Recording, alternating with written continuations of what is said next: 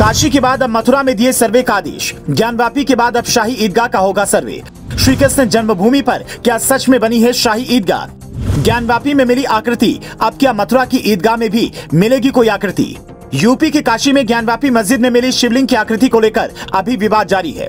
वहां का हंगामा अभी खत्म भी नहीं हुआ था कि अब मथुरा में भी सर्वे के आदेश दे दिए गए हैं। जी हां, श्री कृष्ण जन्मभूमि पर जो शाही ईदगाह होने के दावे किए जाते रहे हैं, उन दावों की सच्चाई जानने के लिए शाही ईदगाह की सर्वे का आदेश दे दिया गया है। कोर्ट के इस आदेश के बाद एक बार फिर से श्री कृष्ण जन्मभूमि का मुद्दा गर्म हो गया है। यहाँ भी अब वाराणसी की ज्ञानवापी मस्जिद की तरह सर्वे किया जाएगा। तो क्या अब श्री कृष्ण जन्मभूमि को लेकर जो विवाद है, क्या उसका जवाब मिल जाएगा? क्या है पूरा मामला, बताते हैं आपको। दरअसल मथुरा के श्री कृष्ण जन्मभूमि और शाही ईदगाह विवाद में जिला कोर्ट ने बड़ा आदेश दिया। सीनियर डिवीजन की कोर्ट ने हिंदू सेना की याचिका पर आदेश जारी किया। कोर्ट ने इस मामले में सुनवाई के लिए अगली तारीख 20 जनवरी तय की है। वादे के अधिवक्ता शैलेंद्र दुबे ने बताया कि 8 दिसंबर को दिल्ली निवासी हिंदू सेना के राष्ट्रीय अध्यक्ष विष्णु गुप्ता और उपाध्यक्ष सूरजजीत सिंह यादव ने सिविल जज सीनियर डिवीजन तृतीय की न्यायाधीश सोनिका वर्मा की अदालत में दावा किया था कि कृष्ण से 13.37 एकड़ भूमि पर औरंगजेब ने मंदिर तोड़ के ईदगाह तैयार करवाई थी।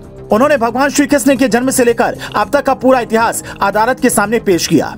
साथ ही 12 अक्टूबर 1968 को श्री कृष्ण जन्मस्थान सेवा संस्थान ने शाही मस्जिद ईदगाह ट्रस्ट के साथ समझौता को अवैध बताते हुए निरस्त किए जाने की मांग की थी।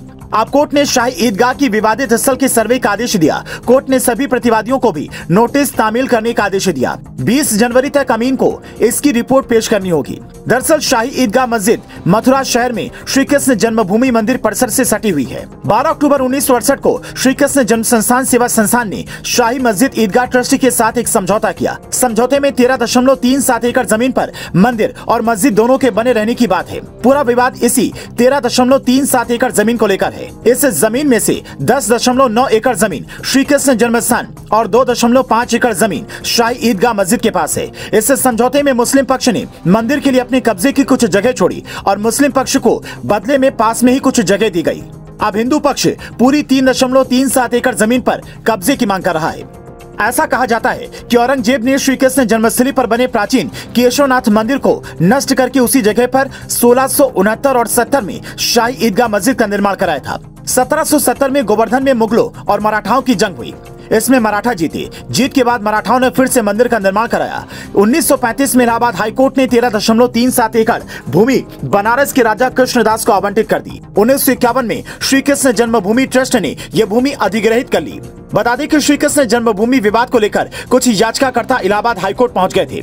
इलाहाबाद हाईकोर्ट ने याचिका पर सुनवाई करते हुए निचली अदालत को 4 महीने के अंदर इस मामले में सुनवाई पूरी कर मामले को निस्तारित करने का आदेश दिया था। इलाहाबाद हाईकोर्ट के आदेश के बाद मामले की सुनवाई में तेजी आई। अब जब सर्वे के आदेश जारी हो गए हैं तो देखते हैं क्या नतीजा निकलकर सामने आता है। वैसे आपका इस खबर पर क्या कुछ कहना है? अपनी राय हमें कमेंट करके जरूर बताएं।